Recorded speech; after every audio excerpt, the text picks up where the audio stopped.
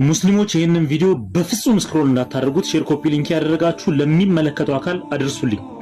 መስጂድ ማለት ለኛ ምን እንደሆነ ላልገባቸው ሰዎች ይህንን ቪዲዮ በደንብ ሼር አድርጉልኝ።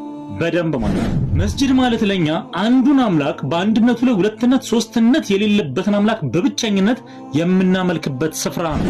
ኃያሉን ሕያው የሆነውን ጌታ በሕያውነቱ ላይ ሞት የሌለበትን ጌታ የምናመልክበት ስፍራ ነው። ያንን ፍጹም አምላክ በጌትነቱ ላይ ሰውነት የሌለበትን ብቸኛውን አላህን Subhanahu Wa Ta'ala የምንገዛበት ስፍራ ነው። በጥበቃው ላይ ማንቀላፋት ማንገላጀት የሌለበት ጌታ ነው። ያንን ጌታ ነው ውስጡ የምናመልከው። ያልወለደው ያልተወለደው ያልሞተው የማይሞተውን አላህን Subhanahu Wa Ta'ala ብቻ በብቸኝነት የምናመልክበት ስፍራ ነው። ሙስሊሞች መስጂድ ሲሄዱ ወንጀሎቻቸውን ሊያጥቡ አላህን Subhanahu Wa Ta'ala ምህረት ሊጠይቁ አንድነታቸውን ሊያጠናክሩ መዋደድ መፋቀር መተሳሰርን ሊያበለጽጉ ሊያጎሉ አንድነታቸውን ሊያሳዩ የሚሄዱበት ስፍራ ነው። የአላህ Subhanahu Wa Ta'ala ቤት ነው። የተቸገረውን ሊረዱበት የተራበውን ሊያበሉበት የተጠማውን ሊያጠጡበት የታረዘውን ሊያለብሱበት የተጣሉትን ሊያስታርቁበት የሚገናኙበት የአላህ Subhanahu Wa Ta'ala ቤት ነው። በወንጀል የተጨማለቀችዋን ነፍሳችንን ሄደን በግንባራችን ተደፍተንለት ምህረቱን የምንጠይቅበት የአላህ Subhanahu Wa Ta'ala ቤት ነው። መስጂድ ማለት ለኛ የዱንያውን ሐጃዎቻችንን የአላህን Subhanahu Wa Ta'ala ምህረት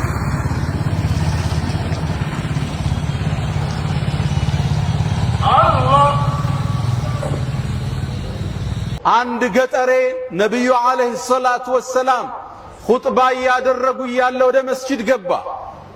ኹጥባውን አቋረጣቸው መሃል ላይ የአላህ መልእክተኛ አላቸው።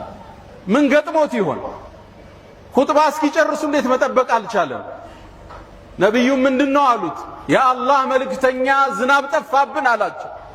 አዝርዕት ደረቀ፣ እንስሶች ሞቱብን፣ አላህ ዝናብ እንዲያወርድ ለምኑልን አላቸው። ያ ንጹህ እጅ ወደ ሰማይ ተነሳ። አላህ ሆይ ዝናብን አጠጣና። አነስ የሷቸው ሰሃባ ምን ይላል? ሰማዩ ጽድት ያለ ነበር እንደ መስታወት ይላል። መሃል ላይ ግን የተበታተኑ ደመናዎች መጥተው ከአናታችን ላይ ሰፈፉ። እየሰፋ ደመናው መሄድ ጀመረ፣ እየተለጠጠ መሄድ ጀመረ። ነብዩ አለይሂ ሰላቱ ወሰላም ኹጥባውን ጨርሰው ሳይወርዱ ዶፍ ዝናብ መውረድ ጀመረ። ከኹጥባው ሲወርዱ ጺማቸው ውሃ አርግዞ ነበር አለይሂ ሰላቱ ወሰላም። ሳምንቱን ሙሉ ፀሐይ ያላየንም ይላል ዝናብ።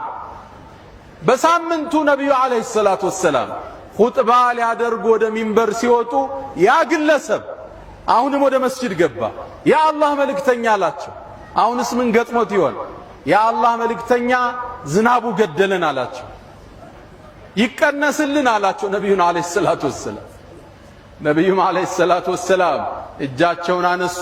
ዝናብ መልስልን አይባልም፣ ጸጋ ነው ዝናብ። ከዛም አላህ ሆይ ሐዋለይና ላ አለይና፣ እኛ ላይ አታርገው፣ ከተማው ላይ በዙሪያችን አድርገው አሉ።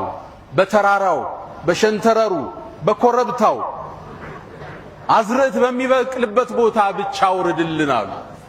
አነስ አሁንም ዘገባው ምን ይላል? ፈወላሂ ይላል በአላህ ይሁንብኝ ከመስጂድ ስንወጣ እልም ያለ ፀሐይ ነበር ይላል።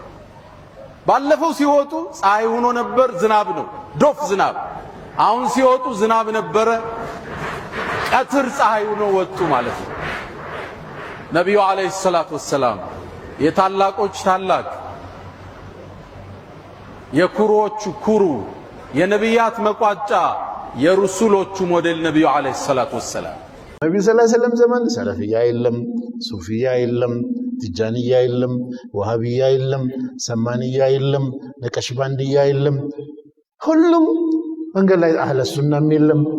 በኋላ ነው የመጣ ሁሉም ምንድነው?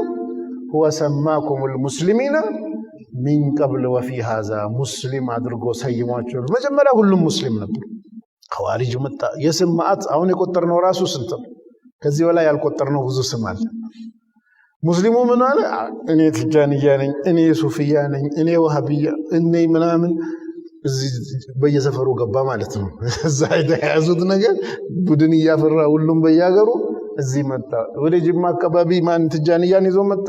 አልፈቂ አህመድ ዑመር መጡና በዚህ በኩል ሲያረጉ አልፈቂ መንገድ ብሎ እዚህ እንዲህ ያለ አንድነቱን በትንትን ጊዜ በሄደ ቁጥር ሙስሊሞች በትንትን እያሉ ይሄን ቡድን ሲከተል ያን ቡድን ሲከተል ምናምን መንግስት ሲፈልግ መጀመሪያ አካባቢ ምን አንዴ ኢማም አህመድን ያኛው ደገፈ ቀጥሎ አሽዓሪያን ይሄኛው ደገፈ ቀጣይ ያኛው ቀደም ብሎ ከራሚያን ደገፈ በኋላ ወሃቢያ የሚባለው የሰለፊያ ፖለቲካ የገባበት ሙስሊሞች ሲከፋፈሉ ዛሬ ደረሱ በዚህ ማላቆመም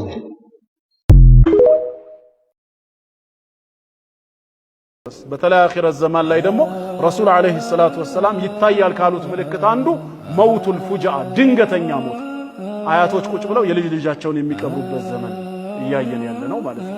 ይሄ ከሆነ ጉዳዩ ተውበትና ኢስቲግፋር ቋሚ ስራችን ይሁን። ለነፍስያችን እናስብላት። ከራስ በላይ ነፋስ የምንለው ዲኑም ላይ መስራት አለበት። ከማንም በፊት ራሳችንን ቁ አንፉሰኩም እንዳለው በተውበት በኢስቲግፋር እንመለስ። አላህ ይታረቀን። አላህ ወደ ማንነታችን ይመልሰን። በላ ኢላሃ ኢላላህ የመጨረሻ ሀያታችን አላህ ያድርግልን። በኢስላም ላይ ኑሮ በኢስላም ላይ ሙስሊም አድርጎ አላህ ይግደለን። አንድነታችንን አላህ ይጠብቅልን። ሁላችንም አንድ ሆነን ለኢስላም የምንታገል ያደርግልን። የላ ኢላሃ ኢላላህ ባንዲራ ከምድር በላይ ከፍ ብሎ የሚውለበለብበትን ዓለም በሸሪዓ የምትዳኝበትን ቀን አላህ ያቅርብልን። የኩፍር ስርዓት ከነ ተከታዮቹ ተንኮታክቶ ከምድረ ገጽ ላይ ጠፍቶ ኢስላም የበላይ የሚሆንበትን አላህ ሳያሳየን አይግደለን። የኢስላም የበላይ ለመሆን እኛም ህይወታችንን ገንዘባችንን ጉልበታችንን ለመስጠት ወደ ኋላ የማንል ጀግኖች አላህ ያድርግልን። በሀገራችንም በሌሎችም ሙስሊም ሀገር የመጣውን በላ አላህ ያንሳልን። መስጂዶቻችንም ወንድም እህቶቻችንም አላህ ከጠላት ይጠብቅልን። ጠላቶቻችንን አላህ እርስ በርስ ያባላቸው። የሙስሊሞች ምርኮ ገንዘብ ያደርጋቸው።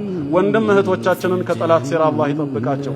ወሰለላሁ ወሰለም ዐላ ነቢይና ሙሐመድ ወዐላ አሊሂ ወሰሕቢሂ ወሰለም አጅማዒን። የነብዩ መሐመድ አስገራሚ ተአምር። ይህ ቪዲዮ ሙስሊም ሆናችሁ ከደረሳችሁ ለነብዩ ባላችሁ ፍቅር ልክ በደንብ ኮፒ ሊንክና ሼር ዲቪት ሪፖስት በማድረግ ለካፊሮች አድርሱ። በነብዩ መሐመድ ሰለላሁ ዐለይሂ ወሰለም ጊዜ አማኝ ያልነበሩ ህዝቦች በነብይነትህ አንቀበልም አሉት። ነብዩም ሰለላሁ ዐለይሂ ወሰለም ጨረቃን ለሁለት ብሰነጥቃት በነብይነቴ ትቀበላላችሁ አላቸው። ህዝቦችም አዎ አሉ። ከዛም ነብዩ ሰለላሁ ዐለይሂ ወሰለም እጃቸውን ወደ ላይ በማንሳት አላህ ሱብሓነሁ ወተዓላ ጨረቃን ለሁለት እንዲሰነጥቅላቸው ጠየቁት። አላህም እንደጠየቁት አደረገላቸው። ጨረቃን ለሁለት ሰነጠቀላቸው።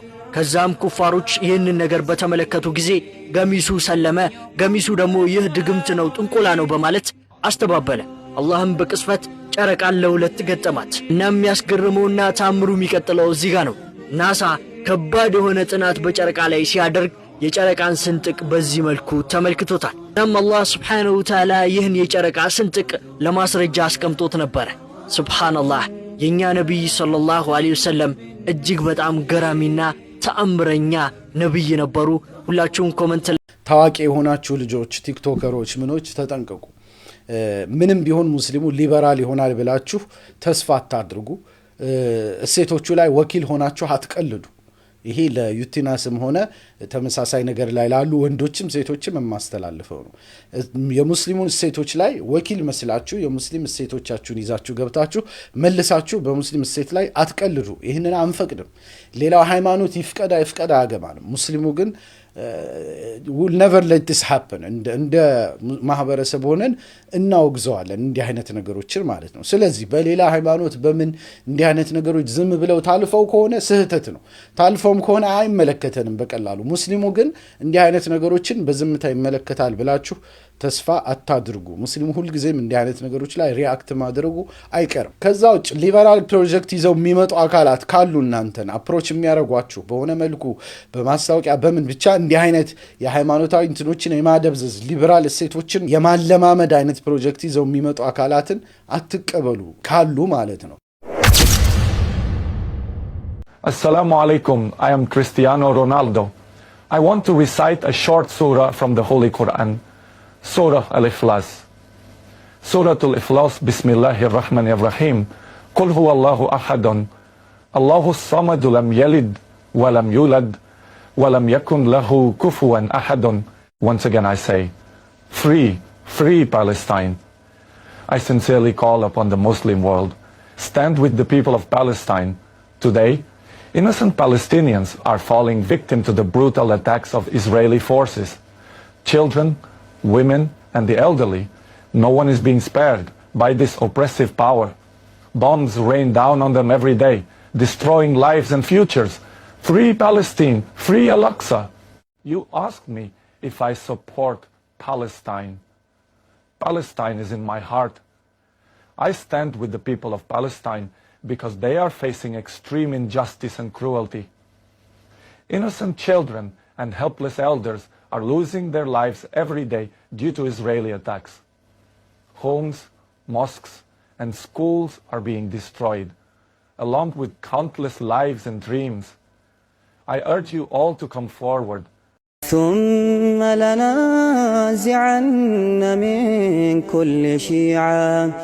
من كل شيعة أيهم أشد على الرحمن عتيا ثم لنحن أعلم بالذين هم أولى بها صليا وإن منكم إلا واردها كان على ربك حتما مقضيا ثم ننجي الذين اتقوا ونذر الظالمين فيها جثيا وإذا تتلى عليهم آياتنا بينات قال الذين كفروا للذين آمنوا أي